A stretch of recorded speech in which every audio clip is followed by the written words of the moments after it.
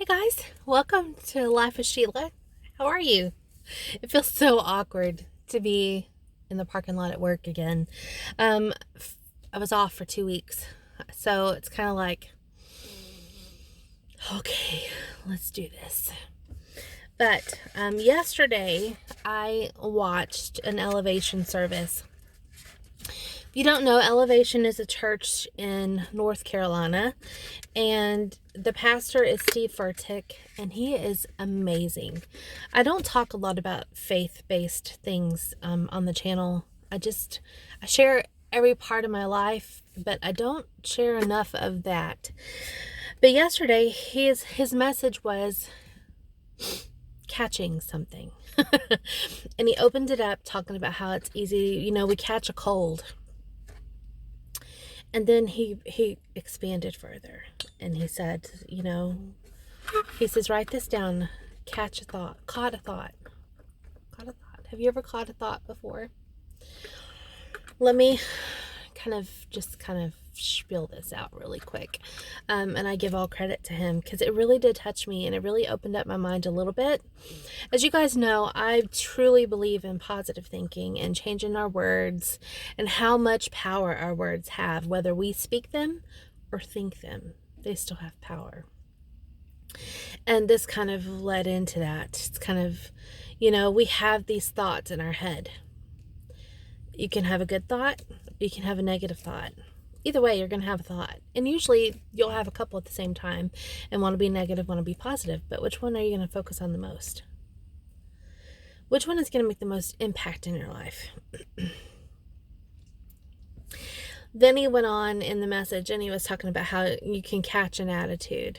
If you're in a group of people and all of a sudden someone is just fired up about something, it is so easy to get sucked into that and to catch that same feeling and get wound up in all those emotions. And those aren't ours to do. Those aren't ours to catch. It was just eye-opening. Yesterday in a whole was eye-opening for me. So I'm trying to be really careful. I'm trying to be really careful at what I share online for a reason, because I know that if you read or see something I post, you could catch something from that.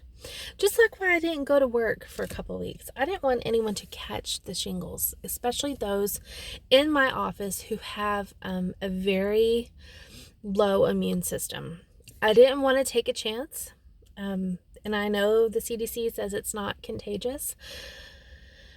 But when your own doctor says in the ER they treat it as it is and they have to dress that way, then I'm going to heed those same warnings. Come on, my life and my coworkers' life and the people I work with and the people I'm surrounded with, my family, those I love, my friends, their lives are worth just as much as a doctor's life to me, if not more. So I took precautions so nobody caught what I had. And I'm glad that I did.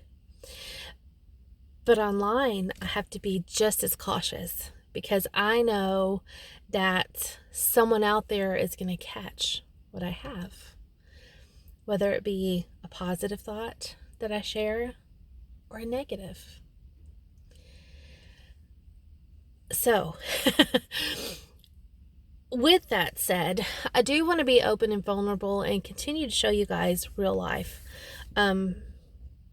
But know in my own walk, in my own journey, in my own day-to-day living, I am being more cautious at what I say, what I do, how I think, the words I share, the emotions I allow to be seen, because someone's going to catch that.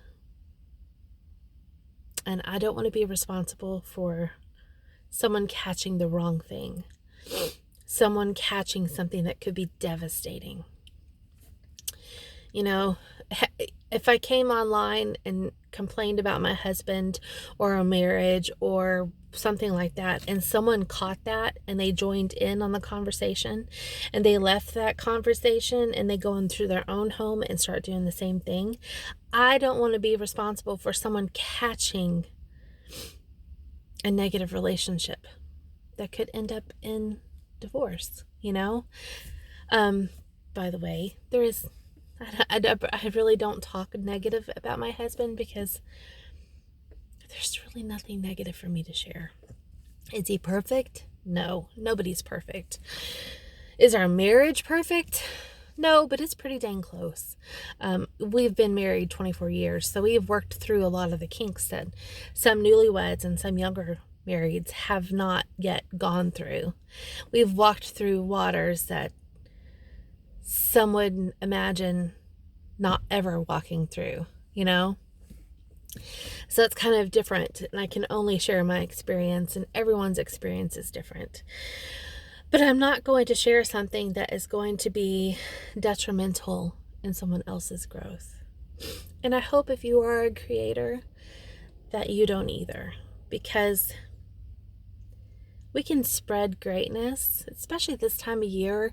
We're going into the holiday season.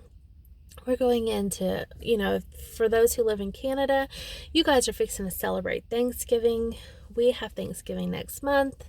And then we go into Christmas. I would love to go into the holidays knowing I'm surrounded by those who want to spread joy, those who want to spread peace, those who want to spread kindness and comfort. Not surrounded by hate or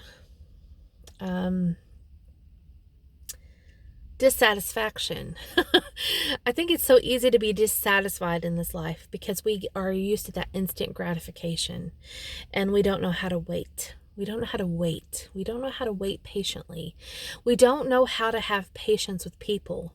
We just automatically assume they know what they should be doing and saying, and when they don't like that, we jump on them, or we want to fix them, or we want to correct someone and think it's our position to do so, when in reality, maybe it's not. Maybe a situation had to rise up so that person can see the cause that they are spreading. What is someone going to catch from them? Anywho, it was just a really great message and it really touched me, and I wanted to share that today. So I hope you guys have a great Monday. I guess that's just back to a motivational Monday, which I have not done in a long time. I am vlogging today, which I've only got snippets from this morning, but I will add more through the day. And I will catch you guys tomorrow. Be careful what you let other people catch.